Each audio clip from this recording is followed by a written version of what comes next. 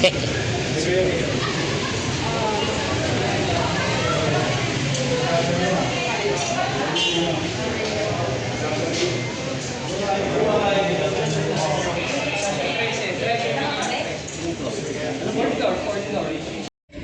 silang 100,000 galing sa city government. Eto, nalaman ko po. Sabi ko, sige, total, nandun naman ako sa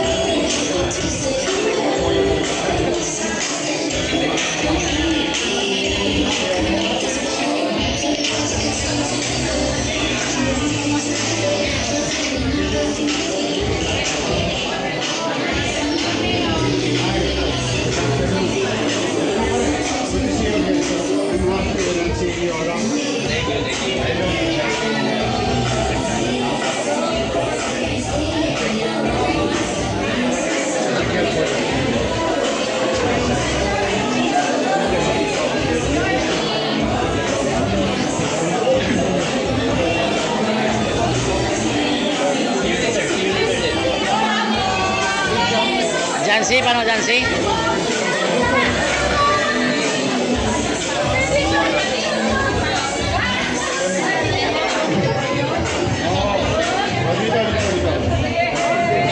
Jansi, paano nga Jansi?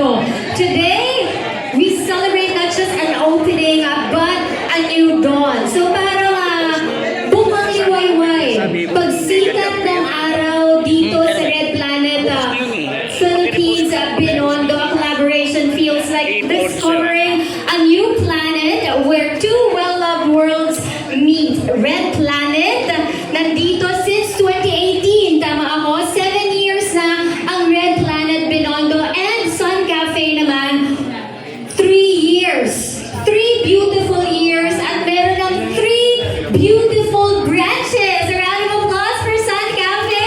Congratulations, one at Binondo, our favorite hangout spot, and the second one is in Golden Seagulls in Parañaque, and it's finally here at Red Planet at Binondo, Manila. So for sure, everyone will love this new vibe in this community. Kaya naman, a round of applause for Red Planet Philippines and Sun Cafe's perfect collaboration. It's perfect kasi pagkagising mo, di ba, sa umaga you have a meeting or gusto mo magising, meron dito Sun Cafe para gisingin ka. It's brewing all day, right? It's brewing all day here at Red Planet Philippines. New orbit, a new energy, and new chapter for all of us who have witnessed these establishment grow in the heart of Binondo. Kasi special ng araw na to, of course, I'd like to acknowledge our special guests this afternoon. Hindi mawawala, of course, pinagkaguluhan natin si Mayor. No need for introduction. Thank you, Mayor Isko Moreno Dumagoso, for gracing us with your presence today. A round of applause for our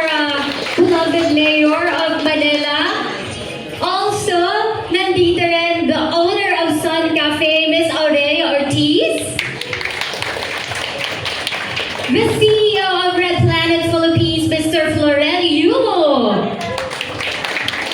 Hotel Manager of Red Planet Manila Binondo, Ms. Kana Asumo. Director of Hotel Operations of Red Planet Hotels Philippines, Sir Ramon Milian Jr. PED of Red Planet Hotels Philippines, Mr. Edgardo Paz. And also our team from Red Planet Philippines. Nandito rin si Carl Gawat, the Director of HR. Ms. Ann Guado, the Cluster Head Manager. Our HR Manager, Ms. Julie Santiago. Our Marketing Manager, Sir Miko Mendiola. And our legal team, presented by Attorney Ann Ortiz. It's a radiant day para sa ating lahat. Palakpakan natin ang lahat ng ating esteemed guests na dumalo sa ating grand opening today. Of course, without further ado, Mayor, would you like to share a few words to all our guests here? Everyone, palakpakan natin. Mayor Isko Moreno Dumagoso. Thank you. Good afternoon, ladies and gentlemen, to the Red Planet family who's been doing business in the city of Manila. They're all over the city now, and I hope more branches of Red Planet Hotel in the city of Manila. And with that, of course, our nakakatatlo na. So, sa tatlong branch ng ating tindahan, itong Sun Cafe, dalawa sa Maynila. Mukhang maganda ang 2026. Baka mamaya, 5 na. But I'm happy and proud to be here as your city government in our own little way showing to business community across value, no? Across industry that your city government will always welcome you to the city of Manila. You know, Manila is growing for the past 4 months, and I would like to inform, especially Red Planet, who's catering our visitors in the city. Manila, we just received almost 7,000 in the last 4 months of new businesses in the city because of the rules being reintroduced. No? It was introduced, that kind of policy, in 2019 and 2022. But it was removed or changed noong mga nakaraang taon. So we went back and put back the policy of ease of doing business in the city. And with that, the market, the business community reacted positively. So that's why we are very excited that if at the rate we're going, there will be more foot traffic in the city of Manila. More foot traffic, more business, more jobs for the people of Manila. And that is our goal. In line with our direction, in our commitment. In the next 10 years, in the city of Manila, your city government will continue to invest in MBN, on NBN. MBN means minimum basic needs. Housing, education, healthcare, and jobs. These are the 4 pillars of services that we, as your government in the city of Manila, will continue to invest heavily so that, para naman tumaas ang antas ng pamumuhay sa lungsod. Manila is old. It is an old city. No comparison to Taguig, Makati Avenue, and so on and so forth. But with that kind of challenges, it is also an asset. This old city has so much history. And with history, we have so much story to tell. Like in the case of where we are right now. This is the first and largest Filipino-Chinese community in the world. This is Chinatown. 1 block away, you have the first in the world outside of Hong Kong.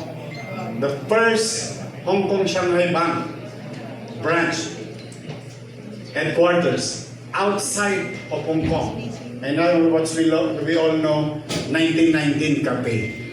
That 1919 cafe used to be HSBC.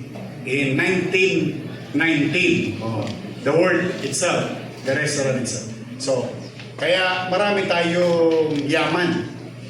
Ang yaman natin ay kasaysayan. Bagamat tayo yung luma, pero ang trabaho ng gobyerno ay gawin itong maaliwalas. Maaliwalas at panatag ang pamumuhay. So that businesses can come in and make a living, strive, and hopefully be successful. Malaking merkado ang Maynila. Yan ang asset natin. At palalo pa itong lalaki, huwag kayong mag-alala, ay pumanatag kayo in our own little way. I and our City Hall employees, kayong mag-alala, magbubuti po kami. Magsisikap kami. I know in your heart, in your mind, there are so many things that bothers you with what's happening in the country. But don't worry, your city government will not participate in creating uncertainty in our country. We will focus on our people, in our city, to each and every family in the city. Kaya itong aming pagpapakita dito ay paraan, maliit naming paraan, ng pagpapakita ng suporta. Kahit na sabi mo ba 2x2 yan, 2x4 yan, o sa kanto, o sa hotel, we will be there to show our support to the businesses. And that will continue. So sa inyo, San Cartel, sa Red Planet, marami pang building dito, tirahin nyo pa. Marami pa dyan. And next year, for the Red Planet, or what you call the hospitality industry, will be a fruitful year for them. Because your country, our country, the Philippines, and our city will be hosting ASEAN. So there will be more and more opportunity for every businesses across industry, no? Kaya maggaya kayo ng maggaya. Maghanap pa kayo ng mga lugar dyan. Maghanap buhay kayo. No harm or disturbance will come to you from the city government. That I guarantee. Gone are the days na sumasakit ang ulo ninyo sa City Hall. No more lonely nights. We will create certainty. And to the developer, we'd like to inform you, or even your property, ito, idadagdag ko na, sayang naman yung opportunity. Because this is one of the great policy that we call the part of the ease of doing business. In the zoning board, your zoning authority used to require you 22 items to comply with the zoning. I would like to inform you that 2 months ago, I, as your chairman of the zoning board, made it to 7. From 22 items to 7 items. Now, if you still don't comply and you pay with the requirements, or you need to be exempted in the land use, you need to comply with 15 items. Now, it's only 5. So that is our commitment testament to show to the industry, the business industry, welcome po kayo sa lungsod ng Maynila. So muli, congratulations. I'm happy and proud to be here, and I wish that God will always continue to guide and bless each and every one of us. Thank you. Magandang araw. Pagpalain nawa kayo ng po, may kapal.